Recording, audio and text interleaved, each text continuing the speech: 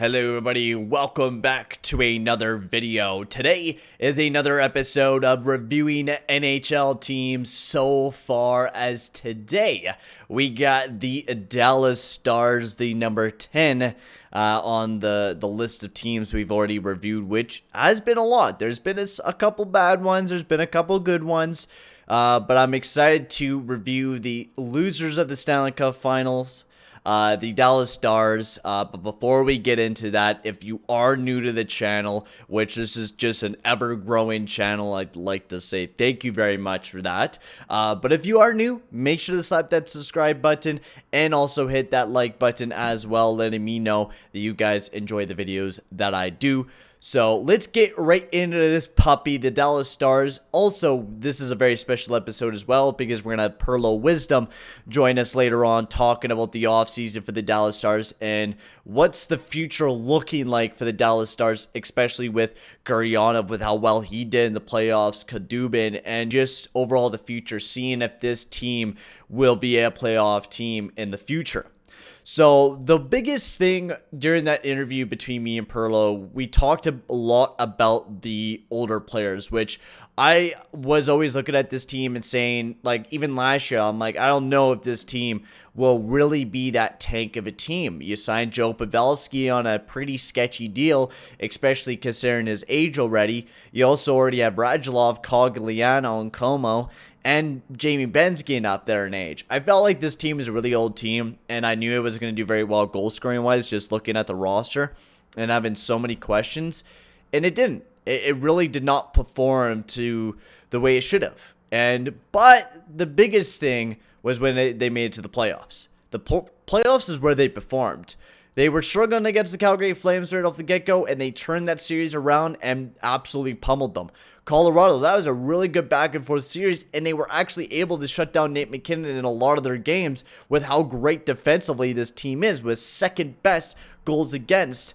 Not just that, you were able to shut down the Vegas Golden Knights, which they were already practically in a shell since Vancouver practically whooped their ass. And in the Tampa Bay Lightning, which they just weren't able to score goals. That was the biggest thing. Tampa Bay was just that offensive powerhouse that the Dallas Stars was sooner going to face, and sooner was going to kick their ass.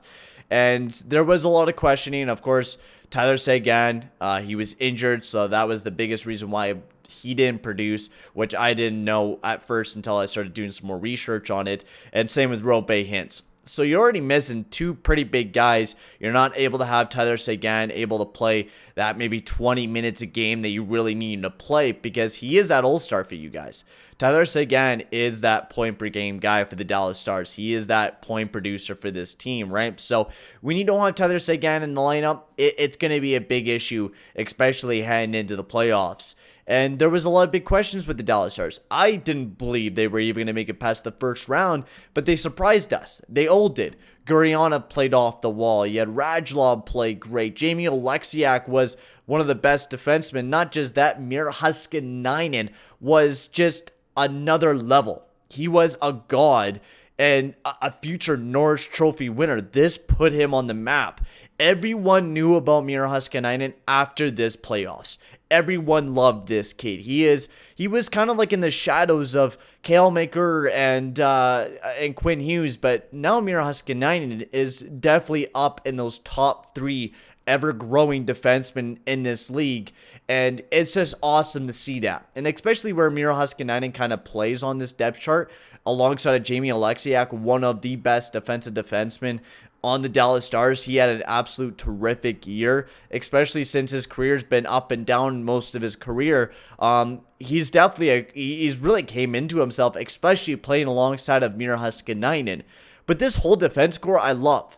Esther Lindell, John Klingberg, you have a perfect combination right there. Lindell, I mean, he did struggle a bit this year, but still a great defenseman. John Klingberg, great. You get a great second player. Not just that, you got a great third pair, and Andrei Sekera. I love this guy. I loved him when he was playing on the Oilers. I hated when we bought him out because I knew he was going to be a good player, and he's a great defensive player. He's definitely not the best analytically. He's definitely not your offensive defenseman you need him to be anymore, but he's pretty damn good. But not just that, Jim Neal did a lot this offseason. Not too much adding new players into the team. He only really added one, actually two, with Pysyk and then also Julius Honka as well. Only two players really being added to the roster and for pretty cheap deals. But that brings in some depth for the team, right? Now you have Julius Honka, who used to be the biggest kind of talked about prospect for the Dallas Stars, but now you have him maybe coming back to the roster, which might be pretty exciting for the team, right? Julius Honka had some problems with how Dallas Stars were handling him.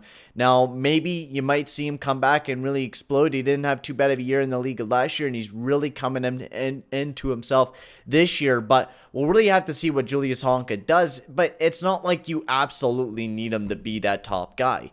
You already got Joe Hanley, who played great. You got Pysyk, right? You got some already depth players. So if Julius Honka doesn't come into himself, he could slowly still develop in the AHL. But it is time for him to step up if he's going to be that next big thing. Also, Jim Neal did a great job with free agency. I think signing Fasca to a $3.25 million deal for the next 5 years really just locks him up. And it's a good age to do that. 26 years old, he gets that payday. It's a perfect contract. Rope Hintz, another smart move there, signed him to a $3.15 million deal for the next 3. Gurionov, I mean, I hate these sort of 2-year contracts, and that's the same with Mangiapane's deal as well.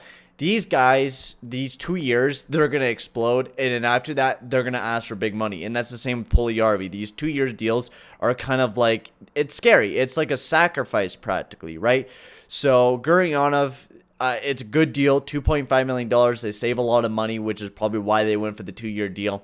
Great player in Gurionov, especially since he had 20 goals this past season and could potentially be a 30, 40 goal scorer for the Dallas Stars. This is a huge guy that took a huge jump, and they've been waiting on him for a long time to do that, and he really took that big step this year. Jason Dickinson, I mean, he didn't sign, yeah, he did sign a new deal. Another nice depth guy. He's developing really nicely, I think, in the Dallas Stars system. He's a good defensive player, which, I mean, they don't need him very much anymore, but did they give him another deal? Maybe? No.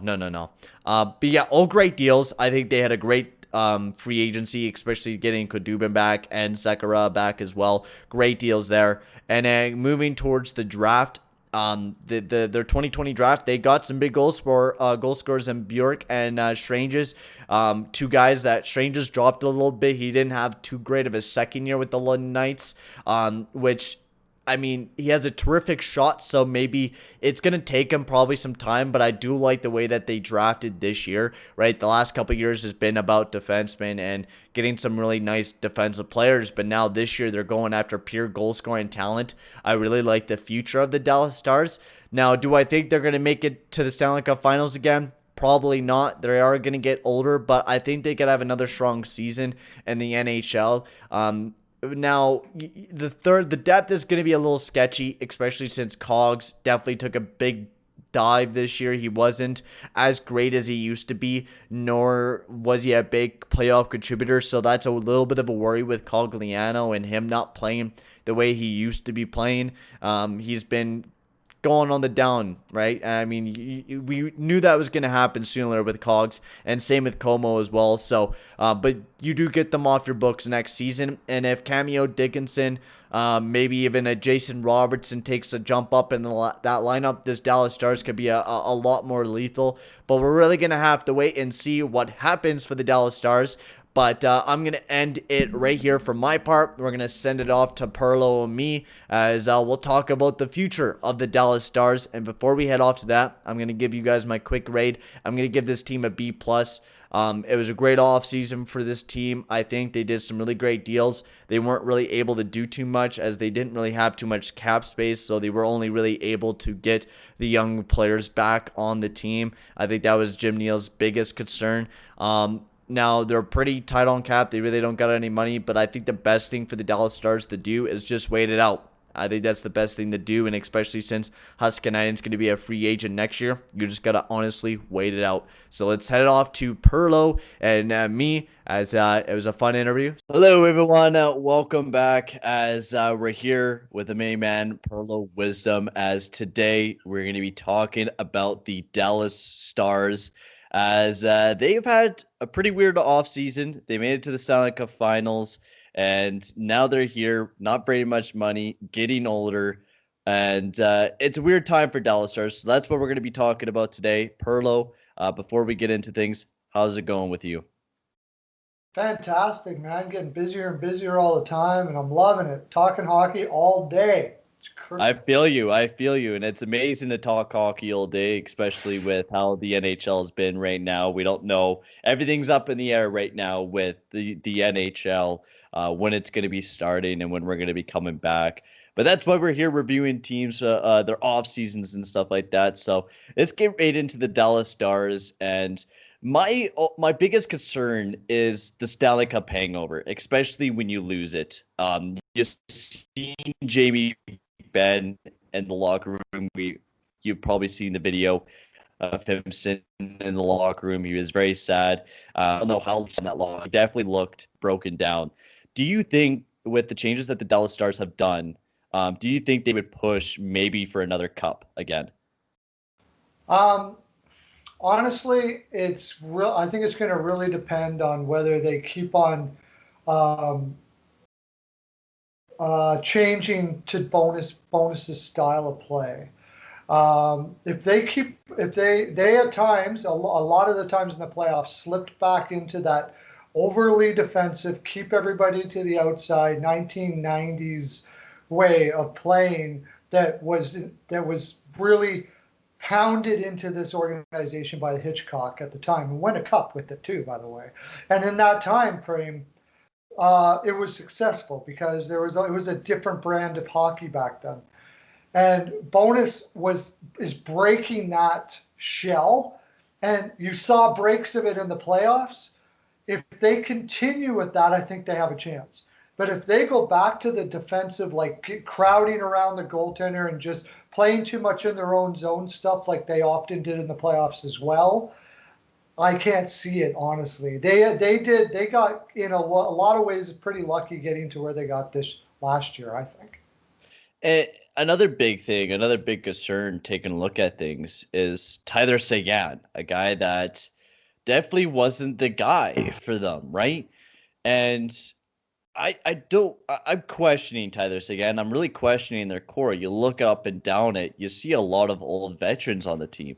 Joe Pavelski, who had a decent year, did really well in the playoffs, but if he's only going to be for the playoffs, how are you going to make it to that point in the playoffs if you're not going to do very well in the regular season? Well, let's get into what they did this off season, which they didn't do too much. We'll kind of start it off with the draft, and they had a pretty strong draft. I know they didn't have too many picks. They got Marvik Bjork and Antonio Stranges. Now, Antonio Stranges kind of dropped off the board a little bit. He didn't look too bad, but he is playing for the London Knights, and usually when you're from the London Knights, you turn out to be pretty good. What do you think about the draft that the Dallas Stars had? Maverick Bork, they went with pure offense. Both Bork and Stranges. I think it's Stranges is how it says. Stranges, whatever. We'll find out when he starts playing. Like how many people were calling Lion a Lane until he finally, it's okay. They're difficult names to figure out, but both of them are extremely offensive players that need a lot of work on the defensive side.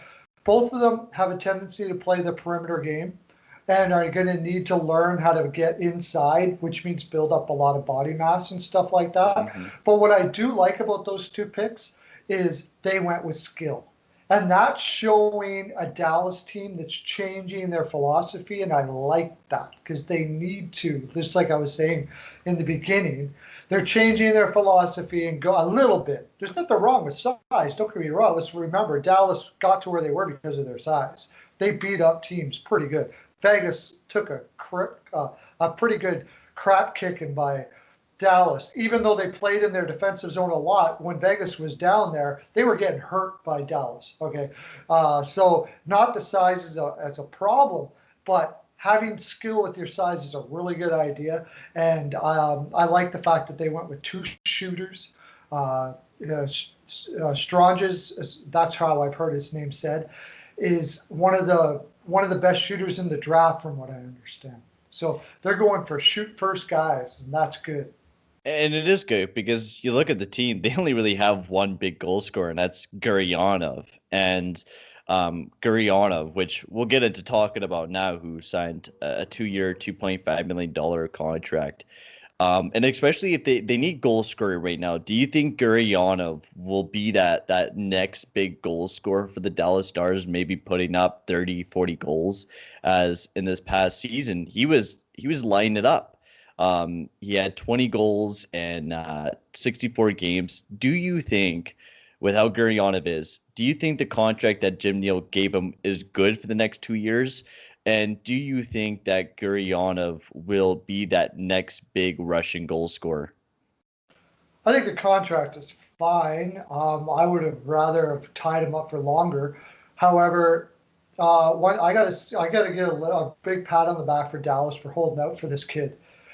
They Garionov had with maturity issues or something for quite some time. They stuck with him. They stuck with him. They stuck with him. They praised him. I've heard him being praised for years now, and they were Hmm. sticking with him, and they stuck with him, which bodes well for these two kids that they just drafted too, by the way. And it's paying off. Do I think he's going to be a 30, 40 goal scorer? It's what they always projected him to be. And it looks like he certainly was showing that in the playoffs and the regular season, especially at the end of the regular season. He started figuring it out. He's getting into those spots, and that shot is something to behold. That is Oh, what? it is How a about hell of a good shot. holy crap, man. What a freaking shot. But what I love about Dallas is they never traded this kid away and they stuck with him. And I really love that about them. Now we're also going to talk because this free agency, they kind of kept the core together. They haven't really changed up, which I don't mind because they have a lot of developing pieces, like we were just talking about Dennis Gurion, but they also signed Rope Hintz to, I think, an absolute steal of a deal. 3 years at 3.1, absolute great deal. Then you get Fasca on a 5-year deal for $3.25 million, which also great third line centerman. Then you also get Kadubin, who was the best playoff goalie for them at a $3.3 million deal. You also get Sekera, and you also get Mark Pissick, who could be a forward, could be a defenseman, and he's shown some offensive upside here and there.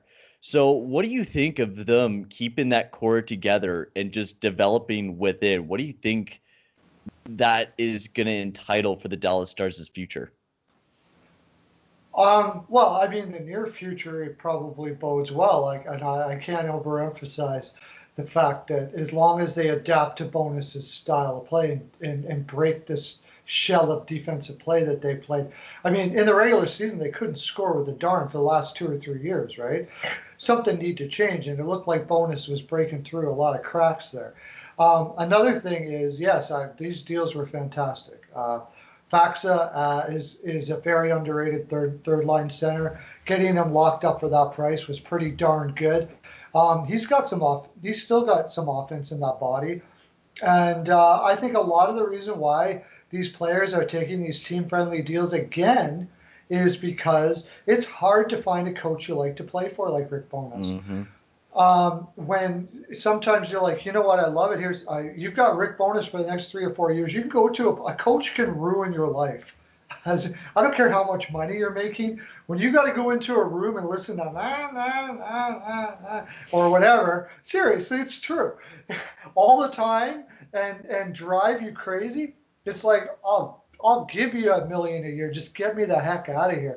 And when you got somebody like Rick Bonus who's been there, who has learned how to be a player's coach in a great way and that people love like that, they'll take these lesser contracts to play with a guy like that.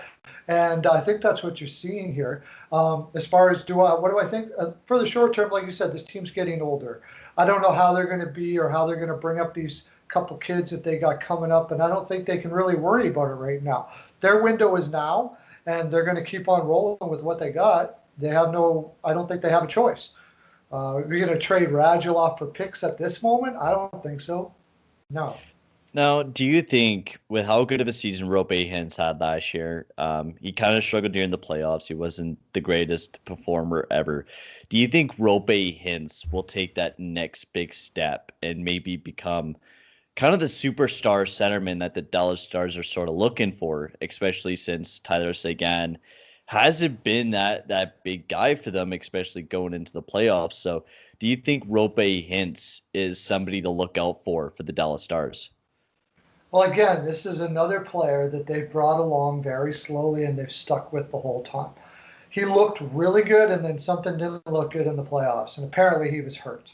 So let's go with the fact that he was hurt. Going by what I saw from the top end of what Ropo Hintz is, I think he could be at the very least one of the upper echelon two-way centers, second line centers in the league, possibly a poor man's Aho or something like that. Mm-hmm.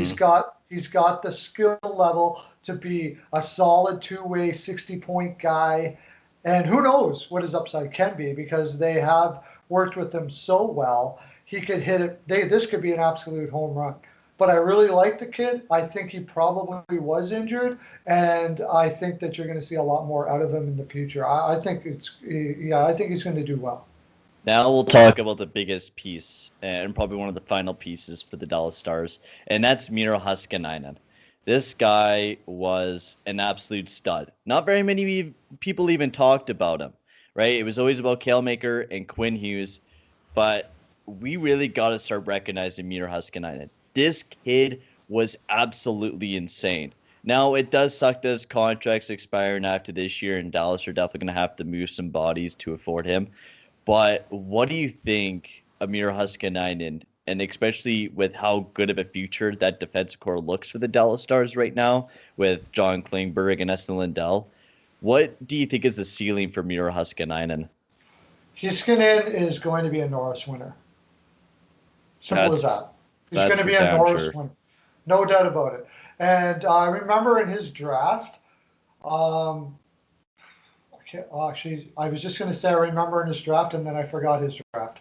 I I think it think. was he was drafted with Pedersen. I know that. So that was the Oh yeah, wasn't that 2017 draft. 2017. that wasn't Heischer? That was a year after Heischer, wasn't it? Or Yeah, was no, it that was the Heischer draft. Yeah, that was Heischer? Heischer, then Patrick, and then Haskinainen. He went Huskinen, yeah. third. Okay, yeah. Yeah, that's right. So, um, Steele, they just stole Heiskin in there. I don't think anybody saw him being as good as he did, but Dallas, I remember when they drafted him, said this is going to be the best kid in the draft. We think we got the best guy. If we had the number one pick, we would have picked Heiskanen. And a lot of people poo-pooed that. Oh, yeah, everybody says that. I don't know if they were just talking out of their butt, but Dallas isn't known for that. So I don't think so. I think they knew what they had, and they were right because this guy is going to win a Norris. I love McCarr. I love Hughes, but I honestly think at this stage, at least, Heiskanen's a better overall defenseman than both of them. This guy could be putting up this guy could be putting Carlson in when he was in Ottawa type numbers and playing better defensively than Carlson. He's Mm-hmm. got Lidstrom esque type skill. Crazy. This is one of the reasons why I think that Dallas could do it again next year because this kid's going to grow one more year yet. He's still got growth to do. It could be absolutely crazy what he turns out to be in next year alone. I think he could win the Norris next year. Wouldn't surprise me a bit. Big hot take from Pearlo. So thank you very much for being on here. We'll get your quick final thoughts and your grading for this year's Dallas Stars team. I gave this team, I think I'm going to give it round a B plus, A minus. I'm going to give it in between one of those. They did really good. Their depth is still struggling, of course, with Cogliano and Como. They're on their downtrend. But honestly, it's not a bad looking team here. Dallas, definitely not another Stanley Cup run team. But in the future, who knows? Maybe they get younger, and maybe Sagan comes back into his form. But what's your grade and final thoughts on the Dallas Stars? Oh, you know what? That's a tough one. I I'm with you on that. I'm sort of on the fence of whether they can do it again. Uh, but not doing anything more like than they did, I don't really blame them for, as what else were you going to do? I got to give them a big plus for the contracts that were signed. So those were big pluses. I didn't mind their draft at all. I like the way they did. I think I'm going to give them a B plus. The additions that they did make, like Pissick, work makes sense, and a guy that can play wing or play up front or can play defense. They didn't have much cap space, so and in a cap world where everything is a flat cap, I mean, what really more were they going to do than what they did? So I'm going to give them a B plus, simply because I think they could be a better team, but I don't know if they had much of an opportunity to become a better team. So that's what I'm going to give them. Perfect. Thank you very much for being on the show. Everyone, if you're watching it, make sure to go check out Pearlo Wisdom. His links are down in the description below. He does tons of hockey content, same as me. So we're going to end things here. Thank you very much for being on here, and we'll see you guys all later.